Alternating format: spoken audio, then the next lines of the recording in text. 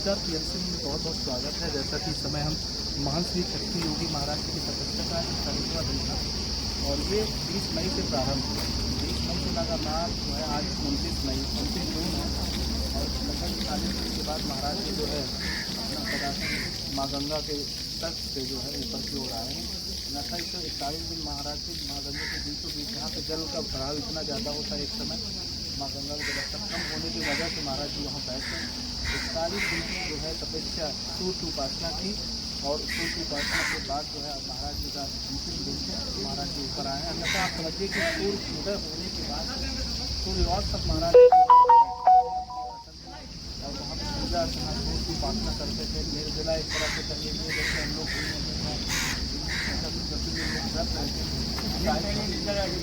निर्जला उस तरह का व्रत होता है, उस तरह की उपासना होती है।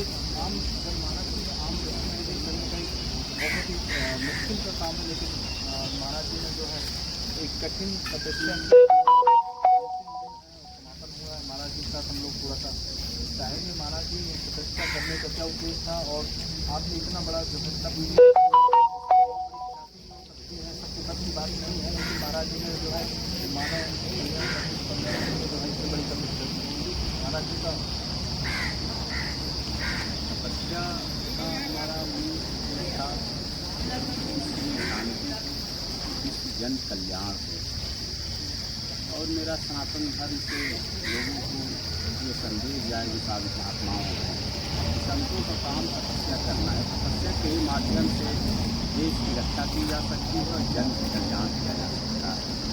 एक तपस्या तभी संभव है जब गुरु की कृपा हो, जिनकी कृपा तपस्या संभव नहीं है। जैसे कि महाराज जी कह रहे हैं कि साधु संत का सबसे बड़ा मुख्य कार्य जो होता है वो तपस्या तपस्या के माध्यम से मतलब आम जनमानस के लिए विश्व के कल्याण के लिए आप जो है संदेश दे सकते हैं।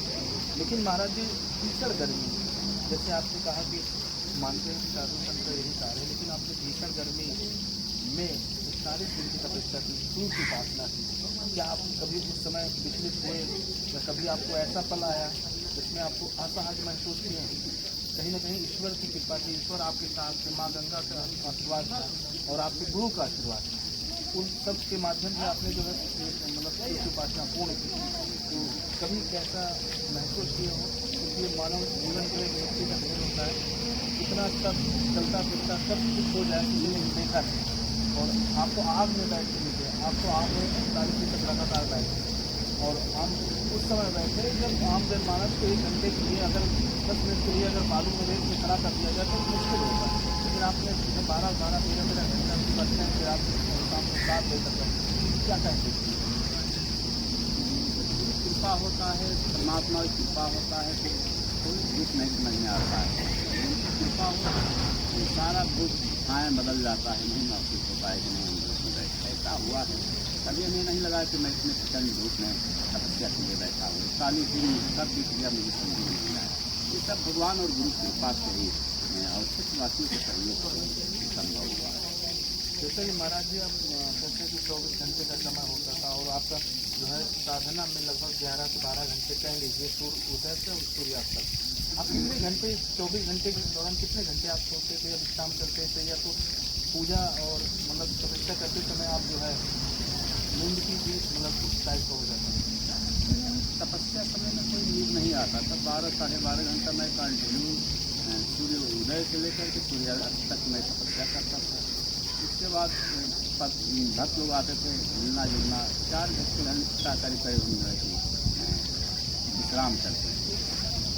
लगभग 4 घंटे जैसे कि एक मानव अगर मनुष्य जीवन को अगर 6 घंटे आप कर लेते तो एक अच्छा सा माना जाता, लेकिन महाराज जी लगभग 4 घंटे ही मतलब विश्राम की अवस्था में होते थे।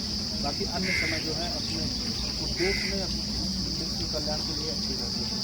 आप जैसा कि क्या कहेंगे कि मानव जीवन में मतलब सबका कितना बड़ा सहयोग है और मतलब अगर हजारों सालों की बात करें तो बड़े बड़े साधु संत बात करते चले आए और ये साबित होता है कि आपके द्वारा भी ऐसा किया गया।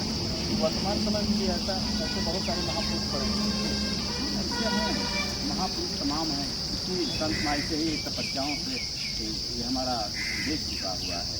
संसार रुका हुआ है। तमाम संत महात्मा हैं जिन्होंने पूर्व में भी ऐसी ऐसी तपस्या करके देश के ऊपर बचा के रखे हैं।